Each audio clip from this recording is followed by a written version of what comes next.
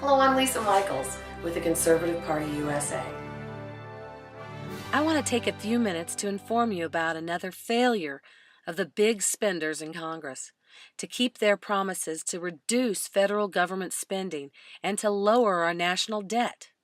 Since Obama moved into the White House over 3 years ago, he has not been able to draft a workable budget that could pass even a democratically controlled Congress. Republicans acted like they really wanted to demonstrate fiscal responsibility last year when they rightfully wanted the payroll tax cut to expire.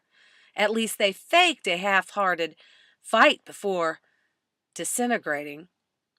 This time, however, they just rolled over like a bunch of fat, lazy, best-in-show Westminster contestants. They just threw in the towel to get votes. Think about this.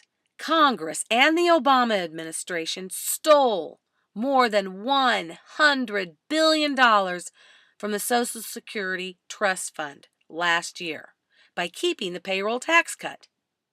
That payroll tax funds Social Security and Medicare. Social Security will be flashing red in less than 10 years, as currently configured, and Medicare is already hemorrhaging more than $400 million annually. And yet, big government spenders in Congress continue to mismanage these important programs with a total disregard for America's future. The spineless committees in Congress doubled down this week and took another $110 billion from the trust fund by extending the cut for the rest of 2012. Congress compounded the Treasury by not paying for it with any cuts from any programs. Those irresponsible acts will add more than $210 billion to the already soaring national debt.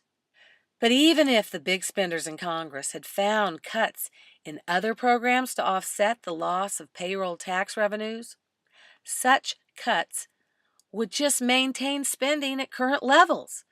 They would have done nothing to reduce debt and deficits. Nothing. The progressive Republican leadership betrayed their reoccurring promises to cut spending and reduce the deficit again because they are afraid to face entitlement mentality voters during this election year. Voters will only keep about $20 a week, which does not stimulate the economy by any stretch. America's financial future is being sold down the river for the sake of election year pandering to the entitlement class. For $20 a week. America's producers are now officially outnumbered by the takers. The specter of national financial collapse and a Social Security crash is standing in the shadows, just around the corner. Getting reelected is all Congress cares about this year, and it will be the only thing they care about in the future. The big government spenders in Congress didn't even put up a struggle this time.